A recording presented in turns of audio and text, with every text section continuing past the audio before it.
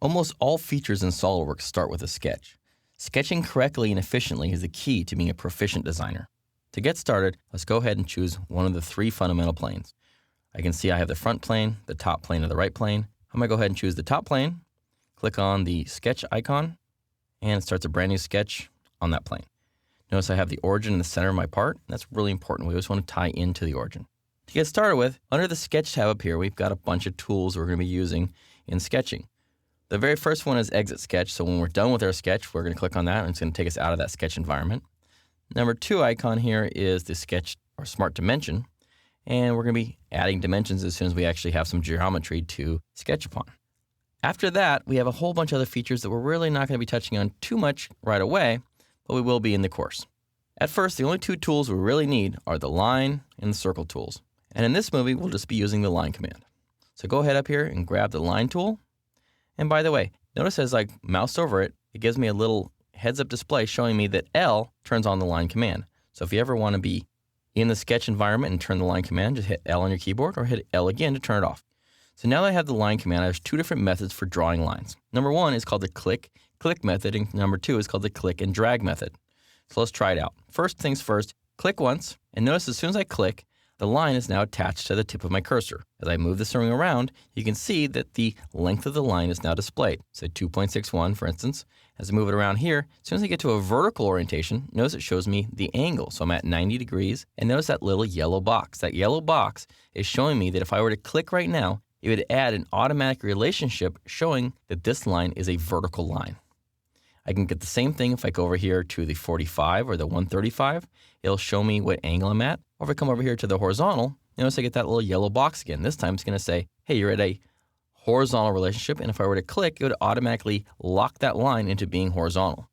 If I click over here at an arbitrary location, close to 6 inches, notice as I click, now there's these little yellow helper lines showing me what is continuing to be collinear or a perpendicular relationship. And it also gives me the heads-up display, again, as how long that line is. And this command is going to continue on until I hit escape or cancel out of the command. In this case, I'm not going to click on any one of the little helper lines. I'm just going to click out in space here. And again, it just keeps going.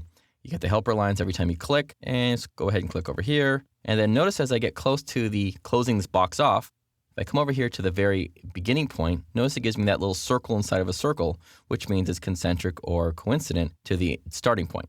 Click OK, and notice that command automatically gets turned off now because I've completed one enclosed shape.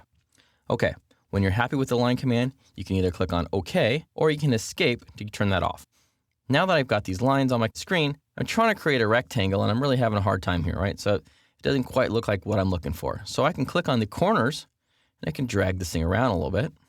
I can click on the lines themselves and I can drag them up and down, but I really don't have quite a rectangle. So I might want to move things around to kind of get it more in the orientation of a rectangle, but it's going to be hard for me to get a perfect rectangle without actually adding some other type of relationships or some other constraints onto the shape.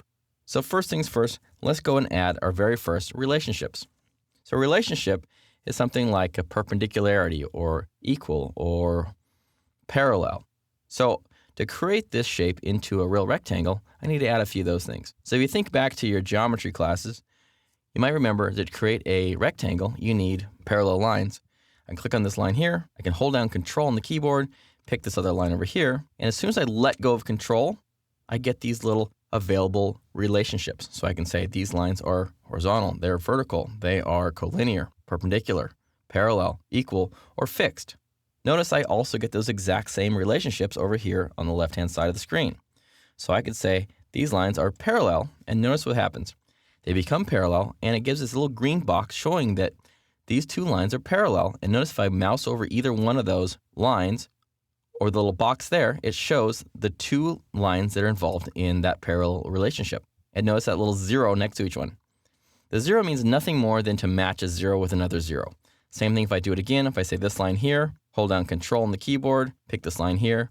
As soon as I let go of Control, I get the little heads-up box. I can click on parallel, and notice these ones have 1 and 1. What that means, if I were to delete this one, click on it, hit delete on your keyboard, it deletes both of them, and that shows it back there. If that wasn't what you would like to do, click on undo, and it brings it back.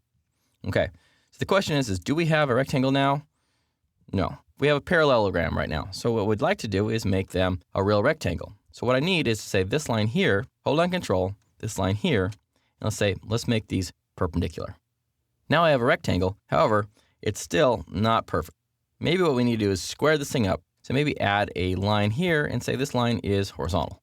Now things are looking better. And the only thing we have that's missing is we have the shape, but we don't have the size or the location of the rectangle. So first things first is we have this origin here, and we generally always want to tie into the origin whenever we're working in a sketch. So I can drag the corner right over here and snap it right on top of that origin. Notice as soon as I do that, I get these black lines here. Everything else is blue, and now they're black. We have 3 different colors of lines. Number 1, a blue line means it's undefined or underdefined. A black line means it's fully defined and knows exactly where it is. And a yellow or red line means there's got errors or cautions that's causing issues for us. Okay, first things first, let's go ahead and finish off this rectangle. So let's go ahead and grab the Smart Dimension tool, grab one of the lines, click where you want to place the dimension, type in 6.0. And again, when you have the dimensioning tool, you can click on the line itself, and then the second click is going to be where you want to place the dimension. In this case here, 3.0, type it in, then just hit enter, and it places the dimension. Notice everything turned black, and we're ready to go. Let's go ahead up to Features. Let's go up to Extrude. Let's drag this up. Let's type in a number of 2.0. Click on OK. And there we go. We created a brick. Sketching is the most important aspect of design and is the key to good SOLIDWORKS features. Take the time to think through your sketches and develop simple and effective layouts. Look for symmetry, use construction geometry, and add relationships.